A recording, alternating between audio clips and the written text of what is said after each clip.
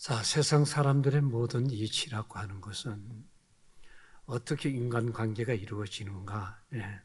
신뢰가, 신뢰로 통해서 인간관계가 이루어져요. 근데 만일 신뢰가 구축되지 않는다고 한다면 언제든지 돌아설 수 있는 거예요. 그 신뢰라는 게 너무 중요해요. 그 신앙 안에서도 마찬가지고 가정생활 안에서도 마찬가지예요. 그게 바로 사회라는 거예요. 그런데 왜 여러분 돌아서는가? 인간의 원죄로 말미암아 인간의 죄로 인해서 언제든지 돌아서서 자기 틀을 만들어서 살아가는 것이 바로 인간이에요. 언제든지 신뢰가 구축되지 않을 때에 언제든지 돌아서서 자기의 틀을 만들어 놓고 살아갈 수 있게끔 인간 스스로가 그렇게 되어진 거예요. 그러므로 우리가 신앙생활 안에도 마찬가지예요. 하나님과의 관계도 마찬가지고 우리가 교회 안에서 공동체 생활도 마찬가지예요. 이것은 결국 국가도 마찬가지라는 거예요. 국가가 국가를 신뢰하지 아니할 때 언제든지 여러분 그 국가는 돌아서서 다른 국가를 만들 수 있다고 하는 것. 그게 바로 현실을 살아가는 우리의 모습입니다. 자, 그런데 우리가 잊지 말아야 될 것은 무엇을 잊지 말아야 되는가? 이러한 관계성이 최대의 보호망이 될 수도 있지만은 관계 속에서 신뢰 속에서 그것이 최대의 보호망이 될 수도 있지만은 반대로 우리의 신앙을 가로막는 요인이 자리할 수 있다는 사실도 기억하다 그 말이에요. 우리의 신앙을 가로막는 그와 같은 우리가 부작용도 있을 수가 있다는 거예요. 그러므로 예수님께서 있어서 부모와 형제를 오직 십자가 안에서 발생되는 아버지의 위상과 십자가를 인해서 만들어진 택한 하나님의 자녀들 뿐이었어요. 누가 내 자식이고 누가 내 부모냐. 예수님께서 그러셨죠? 하나님의 말씀대로 사는 자가 내 아버지와 내 부모라고 하는 성경을 말한 것을 볼 수가 있어요. 이러한 예수님의 가시는 길에 필연적으로 동반되는 존재가 있었어요. 예수님이 사역을 위해서 가는 그 길 위에 늘 동반되는 존재가 있었는데 그 동반되는 존재가 무엇인가? 오늘 말씀에 등장하는 누구예요? 사탄이었어요. 사탄이 예수님의 사역에 늘 보면 동행하고 있었어요. 자, 우리가 본문 4장에 보면 예수님께서 마태복음 4장에 보면 공생애를 시작하시면서 어떤 일이 벌어집니까? 성령의 인도하심으로 예수님께서 광야로 나가요. 그래서 누가 이끌림을? 사탄으로 여러분과 인도되는 그 모습을 우리가 알 수가 있습니다. 사탄이 주님의 사역 속에서 늘 여러분 예수님의 공예 속에서도 뭐였습니까? 인도되고 있었다는 사실을 보게 돼요. 자, 오늘 욥의 경우도 역시 마찬가지예요. 욥의 경우도 동일한 원리에 적용되고 있음을 우리가 확인할 수가 있어요. 그래서 오늘 본문의 내용을 보면 두 가지 사건을 보게 됩니다. 욥의 믿음을 의심치 않는 여호와 하나님과 욥의 믿음을 무너뜨릴 수 있다고 자처하는 사탄의 대결이 이 본문의 스토리로 그려져 있는 것을 보게 돼요. 욥 한 사람을 통하여 그 욥의 신앙을 하나님이 신뢰하고 있어요. 또 반면에 그 신뢰하는 욥의 신앙을 뭔가 사탄이가 무너뜨릴 수 있다는 그 여러분 자신감을 가지고 있어요. 그리고 여호와 하나님은 욥을 의심하지 않는 이유가 무엇인가? 그의 신앙을 의심한 적이 없어요. 하나님께서. 또 욥의 믿음을 의심치 않은 이유가 무엇일 것인가? 저는 오늘 여러분들의 신앙이 하나님께서 보실 때 야, 정 목사야, 나는 너 믿음을 의심하지 않는다. 그 뭐예요? 믿는다 그 말이에요.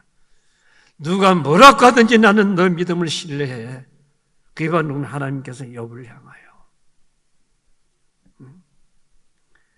욥의 믿음을 의심하지 않는 이유가 무엇일까요? 그의 믿음을 신뢰한 이유가 무엇일까요? 바로 하나였습니다. 욥 안에 누가 계시죠? 구속주 예수 그리스도가 살아계시기 때문에 여러분 그가 하나님을 신뢰하는 거예요. 어떤 문제 앞에서든지 여러분 욥이 휘둘리지를 않는 것을 보게 되어요. 그래서 여러분 믿음의 사람 아브라함도 여러분 그리스도의 때를 소망하고 그걸 보고서 기뻐했다고 하는 이유가 바로 그게 있는 거예요. 자, 오늘 본문 말씀에 보면 욥을 끄끄 보겠다는 사탄의 요구가 나옵니다. 언제입니까? 어느 날 하나님께서 사탄과 하나님의 아들들이 그 앞에 서는 모습을 본다 1절에. 그런데 하나님께서 사탄을 향하여 네가 내 종 욥을 유인하여 보았는가? 시험해 보았는가? 사탄에게 하는 말이 뭐예요? 그가 특별한 이유 없이 하나님을 그렇게 신뢰하고 있나요? 아니에요. 그에게 많은 재물과 열람마의 자녀들과 모든 것이 풍부하기 때문에 그가 하나님을 신뢰하지, 만일 그것이 없어진다고 한다면 절대로 그는 하나님 신뢰하지 않을 거예요. 네, 여기서 여러분 하나님과 사단과의 뭐가 일어나는가? 사건이 벌어지기 시작합니다. 그때에 하나님께서 사탄을 향하여 좋다! 그럼 내 종 욥을 네가 유인해 보아라. 네, 네가 한번 요리해 보라. 그 말이 한마디로 말해서 요리해 보아라. 예. 예. 여러분 허락을 해요. 자, 여러분 이때에 사탄이가 여호와의 능력을 알지 못하기 때문일까? 알지 못하기 때문일까? 그 허락하신 이유. 그렇지 않아요. 그럼 무엇 때문일까요? 왜 하나님께서 사탄한테 욥을 갖다 맡기며 네가 요리해보라고 얘기할까요? 한번 흔들어보라 그 말이에요. 테스트 해보라는 거예요. 그럼 무엇 때문일까요? 사탄의 존재성조차도 하나님의 의에서만이 그 가치가 부여되어 있기 때문에 허락한 거예요. 사단의 그 존재성조차도 하나님이 허락해져 있기 때문에 여러분 허용된다는 거예요. 그것은 바로 사탄의 능력을 여호와의 능력을 알지 못할 때문일까? 그렇지 않다는 거예요. 그래서 우리가 하나님의 창조를 왜곡되어 받아들인 이유가 무엇인가? 오늘날 하나님의 창조를 믿지 않잖아요. 왜곡되게 받아들인 이유가 무엇일까요? 그것은 전능하신 하나님의 창조에 사탄의 유혹으로 쉽게 훼손되었다고 생각하기 때문에 그래요. 사탄의 유혹으로 하나님의 창조의 사역이 쉽게 훼손되었다는 그런 자기 자신의 추측 가운데서 생각되기 때문에 그걸 여러분 받아들이지 않는 거예요. 그러나 하나님은 사탄을 배후에서 다루시는 분이시라는 사실을 우리가 잊지 말아야 돼요. 믿으시나요? 하나님은 이 사탄을 다루고 계세요. 예, 다루고 계세요. 하나님께서 세상을 창조하실 때에 이미 사탄의 근원인 하나님의 말씀의 존재 밖에 있는 거예요. 그러므로 창세기 1장에 나오는 혼돈과 허무와 흑암이 그 존재성까지도 심판하시는 것으로 창조가 완성되도록 하셨기 때문이었어요. 결국은 하나님의 창조는 육으로 오셔서 죄의 문제를 해결하시고 혼돈과 허무와 흑암을 심판하신 예수 그리스도로 인하여 완성된 것임을 잊지 말아야 돼요. 믿으시나요? 네, 예수 그리스도를 통해서 완성된 거예요. 그러므로 오늘 우리는 욥을 향한 하나님과 사탄의 대결 국면을 통해서 하나님의 창조의 섭리를 동일하게 역사하는 것을 확인하게 될 거예요. 자, 사탄의 역할은 무슨 역할을 하는가? 네, 오늘 사단의 역할, 어떤 역할을 하고 계시나요? 첫째는 하나님으로 비롯된 창조세계의 완전함을 부인하고 허무는 데에 역할하고 있는 것을 아시나요? 사탄이 하는 일이 뭔가? 하나님으로 비롯된 창조 세계의 완전함을 부인하고 허무는 데에 있다고 하는 사실이에요. 그러한 의미에서 사탄이 하나님의 능력을 허물기 위한 능력이 있기 때문에 세상에서 활동하는 것이 아니라는 거예요. 그가 무슨 능력이 있어서 지 마음대로 활동하는 것이 아니라는 거예요. 하나님은 사탄의 본거지인 혼돈과 허무와 흑암조차도 하나님의 완전한 창조가 이루어지기까지 무엇을 사용하는가? 도구로 사용하고 계신다고 하는 거예요. 그래서 사탄의 활동으로 드러난 것은 결국 하나님께 속한 자와 하나님께 속하지 않는 자를 뭐하기입니까? 구분하기 위하여 일하고 계시는 거예요. 여러분 이해가 되나요? 이해할 수 있어야 돼요. 사탄은 그 활동이 드러나는 것이 무엇하는 것인가? 하나님께 속한 자와 하나님께 속하지 않는 자를 구분하기 위하여 하나님의 창조 섭리가 작용하고 있는 거예요. 이와 같은 내용을 우리는 공과 복음에서 발견하게 됩니다.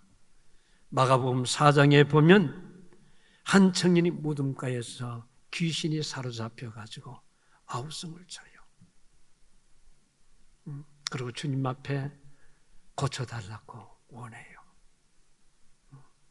그래서 이 청년은 뭘 잘합니까? 하나님의 존재성과 예수 그리스도의 존재, 목적조차도 너무나 잘 알고 있었던 거예요. 여기에 대해서 예수님이 이 청년을 다루시는 방식을 보세요. 어떻게 다루시는가? 예수님의 일방적 방식이 아니라 이 청년 안에 있는 뭔가 이라고 하는 그 사탄의 요구를 어떻게 하면 그대로 받아들이는 것을 볼 수 있어요.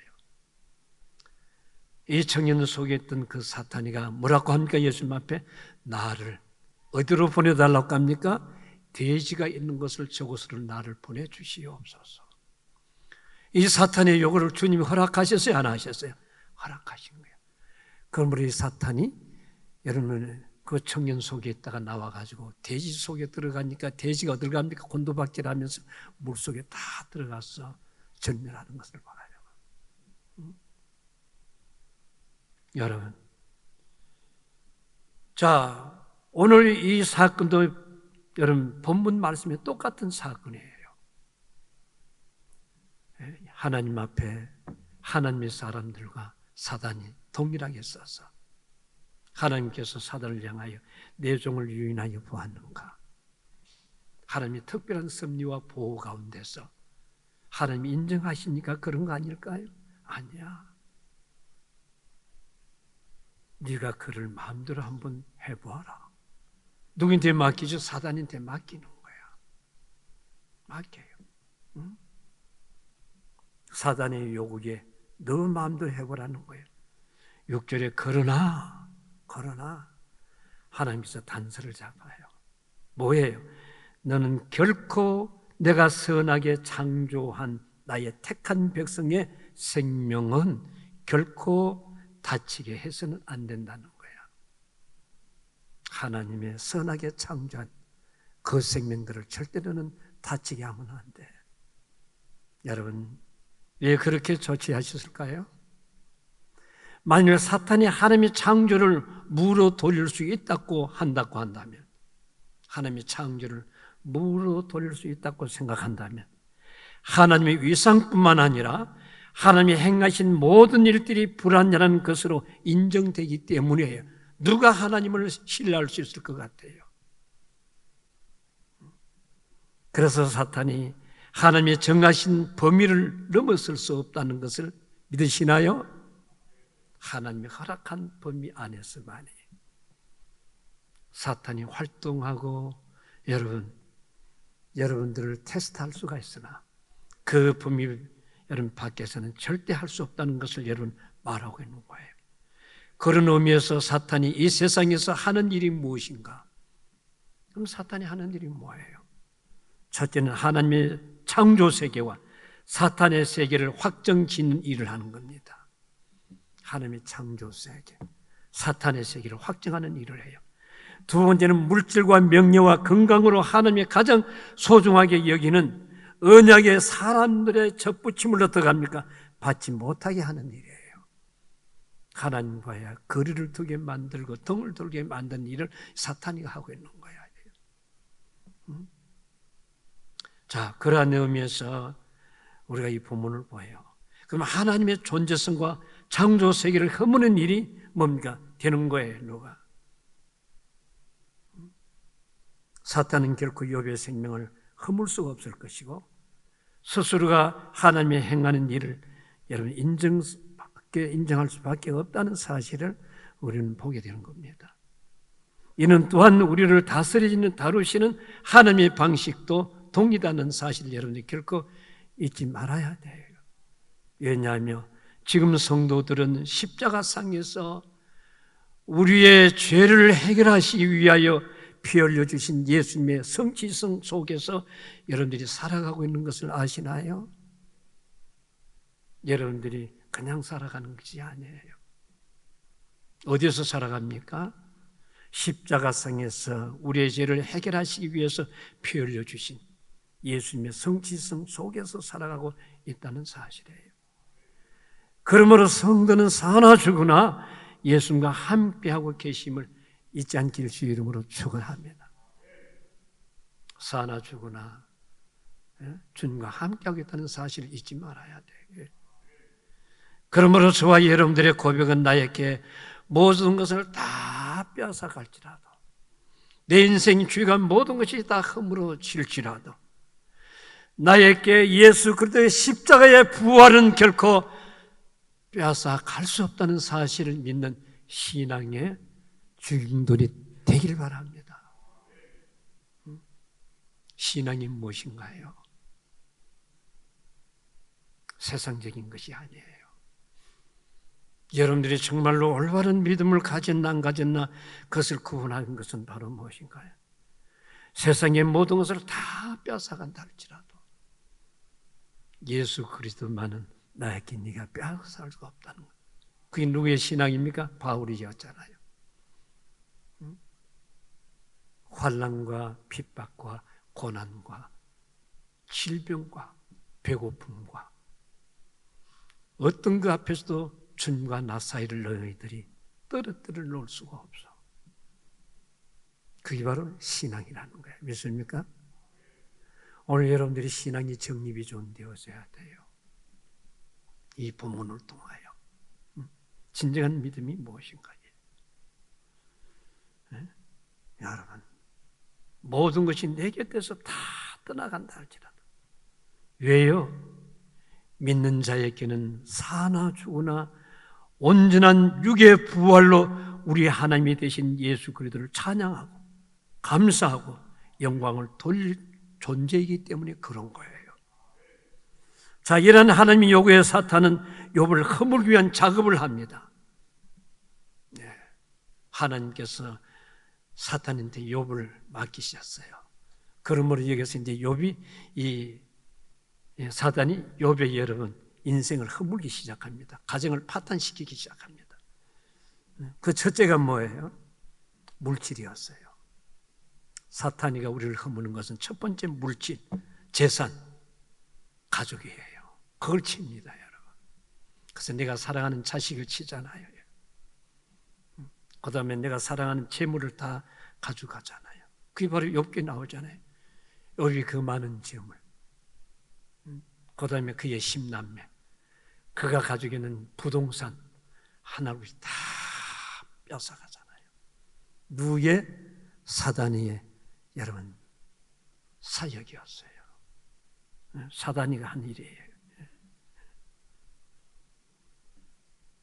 그러나 욥은 어떻게 됐는가요?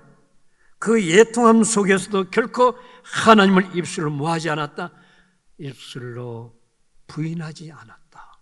범죄하지 않았다고 하는 거예요. 보세요. 모든 것을 다 자기 곁에서 없어졌어요. 그런데도 욥은 입술로 하나님을 향하여 범죄하지 않더라. 그리고 두 번째 사탄이 하는 일이 무엇인가요? 욥의 건강을 치는 일이었습니다. 첫 번째는 우리의 재물을 빼앗아가요. 내가 사랑하는 자식도 빼앗아가요. 사단이 가는 일이에요. 그런데 두 번째 뭐예요? 사탄이 하는 일은 자기 자신의 건강을 지금 치는 일이었습니다. 그래서 본문 7절에 보세요. 발바닥에서 정수리까지 악창이 났다고 얘기하고 있어요. 발바닥에서 정수리까지. 이 병명은 확실히 어떤 병인지 알 수가 없으나 이것은 바로 온몸에 종기가 나서 피부가 어떻게 합니까? 물러지는 거예요. 이 단단한 피부가 물러져요. 그리고 허물어지는 병이라는 거예요. 예? 여러분 그 병이 오래되다 보니까 가족들로 통하여 버림을 받기 시작한 배척을 당해요. 예. 여러분 우리가 질병이 너무 깊어지면 가족들과 멀어져요. 처음은 엄마, 아빠 이렇게 찾아오는데 여러분 병이 점점 깊어져 보세요. 거들떠 보지 않아요. 마음속으로 죄송합니다.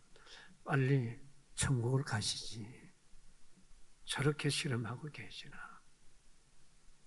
배척하는 거예요. 오늘 본문은 그렇잖아요, 여러분.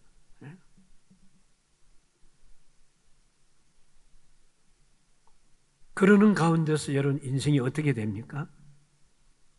사람들이 끄려하는 인생으로 내 자신이 전락하게 돼요. 사람들과의 거리가 멀어지는 거예요. 내 인생은 한없이 추락하기 시작하는 거예요.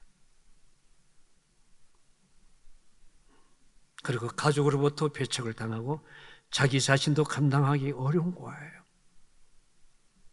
그래서 사람들이 건강의 위기를 느끼게 되면 자신의 모든 인생을 뭐하기 시작하면 비관하기 시작합니다. 비관해요. 보세요. 사랑하던 아내조차도 2장 9절 말씀에 하나님을 저주하고 하나님을 부인하고 죽으라고 악담을 퍼붓기까지 하는 모습을 봐요. 악담을 하면서 퍼붓는 거예요. 빨리 죽으라고 말해요. 하나님이 살아계신다면 어떻게 그렇게 할 수가 있나? 야, 하나님 없어. 자, 여러분 이쯤 되었을 때 여러분들의 마음이 어떤 모습이 될까요? 여러분들이 이 환경과 이 처지를 여러분들이 만나게 된다고 한다면 여러분들이 어떤 심정일까요?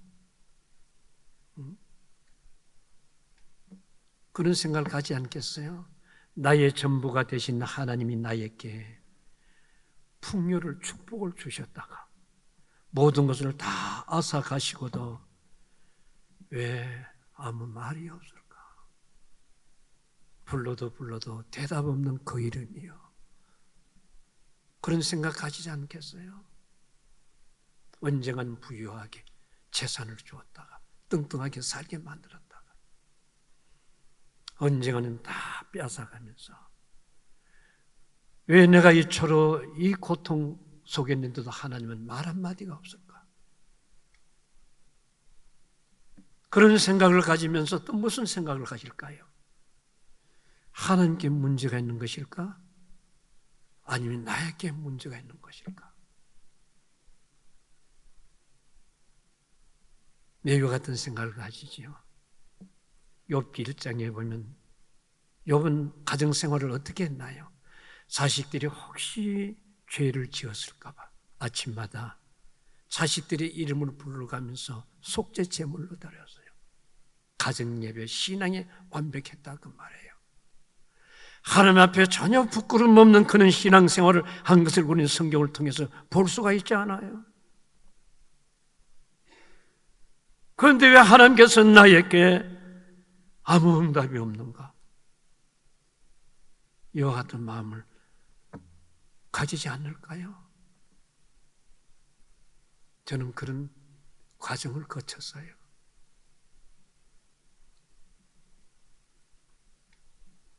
아마도 이와 같은 생각을 문제 앞에는 우리의 모습일 수도 있다는 거예요.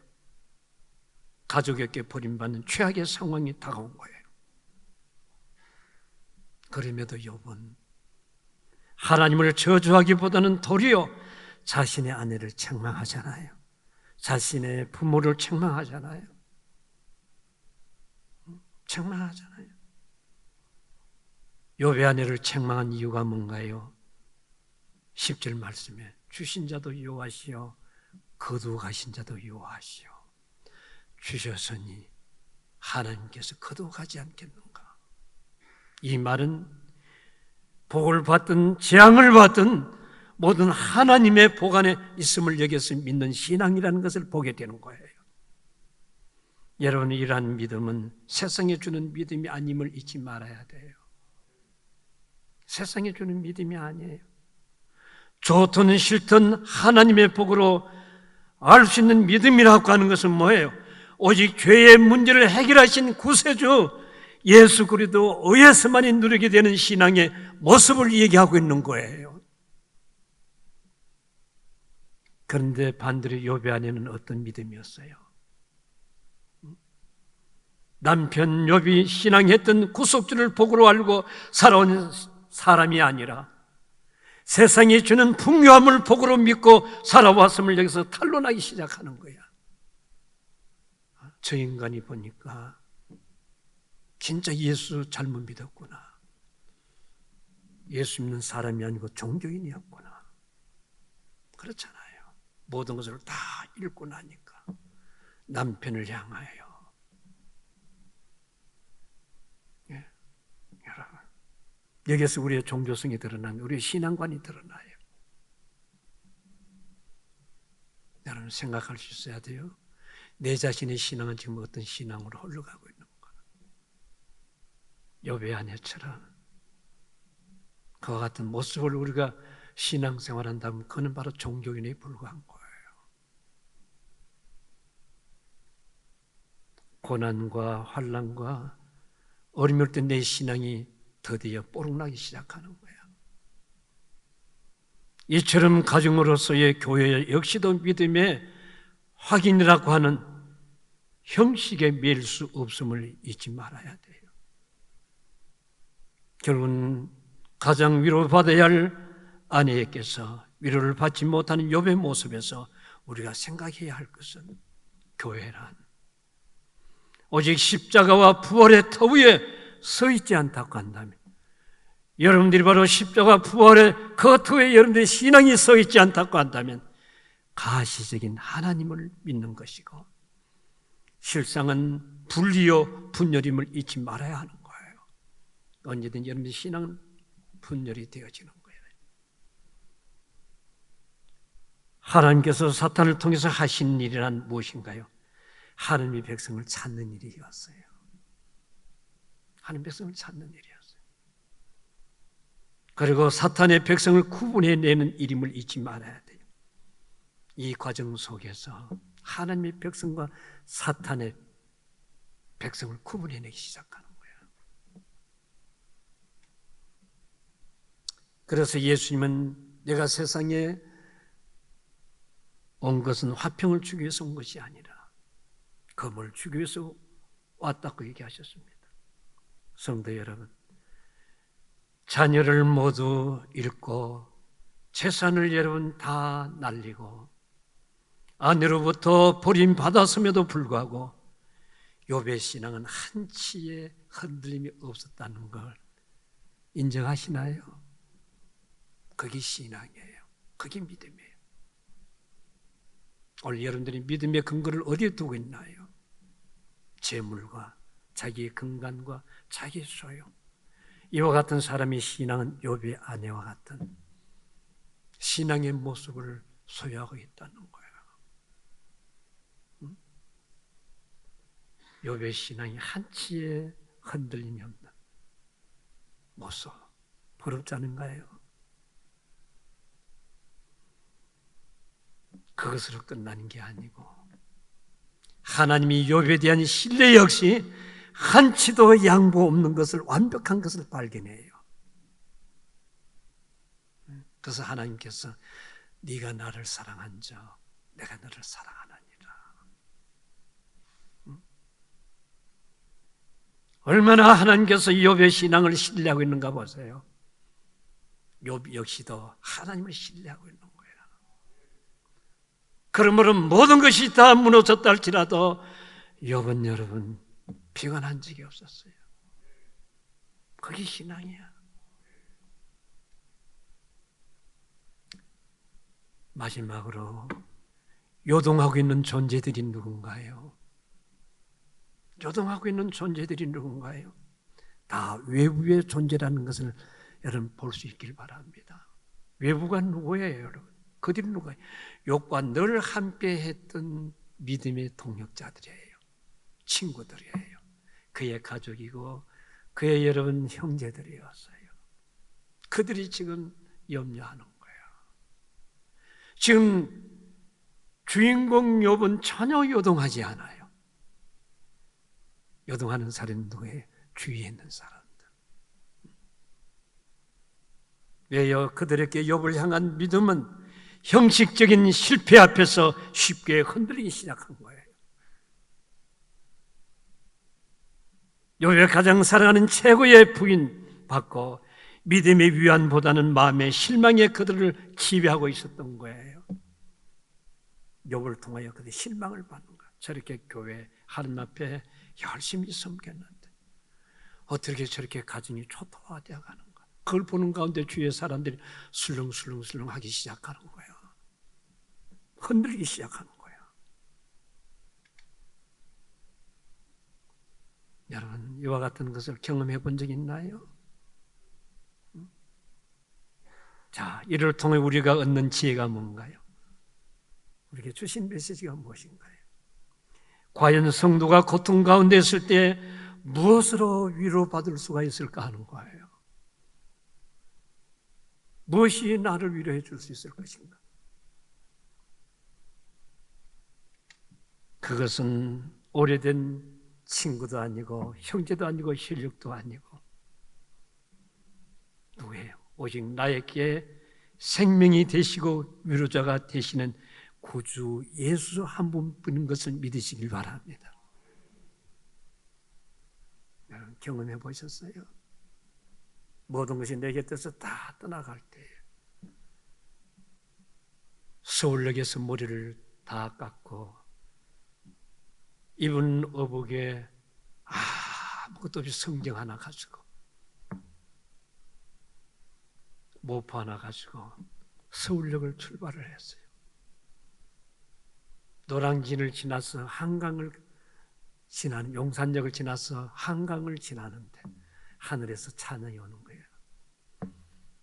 내 진정 사모하는 친구가 되시니 구주 예수님의 아름다워라. 그러면서 모든 사람이 너 버려도 나는 너를 버리지 않냐.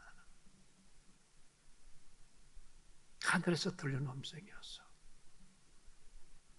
사실 그랬고요. 모든 사람이 내 곁에서 다 오늘 욥처럼 다 떠나갔어요. 근데 하늘에서 음성이 들려오는 거예요. 내 진정 사모하는 구주 예수. 온 세상 친구 모든 너를 다 버려도 나 너 버리지 않냐. 근데서 눈에서 눈물이 하염없이 쏟아지는 거예요. 하염없이 쏟아지는 거예요. 오늘 성도 여러분, 여러분들의 위로자는 사람이 아니에요. 자식도 아니고요. 마지막 인생의 절박한 순간을 당했을 때는 나를 위하여 십자가에서 당일 치고 나를 위하여 모든 것을 대속의 피로 흘리신 그 예수, 그것은 네 것이 아니고 예수님께서는 내가 너를 샀다. 내 손에서 빼앗을 자가 아무도 없다. 이 믿음을 가진 자는 어떤 문제 앞에서든지 좌절하지 않는 거예요. 그게 바로 믿음이에요. 여러분들 지금까지 헛상을 붙들고 있기 때문에 실망했다니 좌절했다니 그렇게 믿어도 필요가 없구나 한 거예요.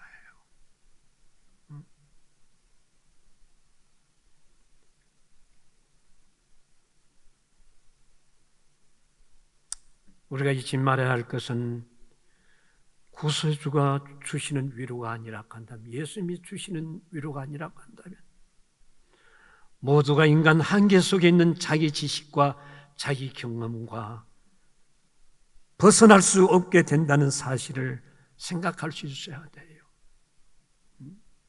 이러한 위로는 결코 우리를 더욱더 힘들게 하고 고통스럽게 한다는 사실. 우리에게 필요한 위로는 여러분, 피부 깊은 곳까지 파고드는 상처조차도 달콤한 종교적 위로보다는 구속주이신 예수 그리스도의 십자가와 부활이 주는 치유와 자유함 속에서 신앙의 진수를 보여주는 욥과 같은 신앙을 소유하길 주 이름으로 축원합니다. 이해가 되나요? 제주도에 있는데 어떤 집사님이 전화가 왔어요. 목사님, 너무 힘들어요. 이 마음이 불안전해요. 마음을 잡지를 못합니다. 어떻게 해야 되느냐 그래요. 그래요, 집사님. 내 따라하세요. 그래서 전화와 전화를 가지고 기도를 했습니다. 예수님, 마음이 불안해요. 견딜 수가 없어요. 미칠 것 같아요. 예수님, 나를 치료해 주세요.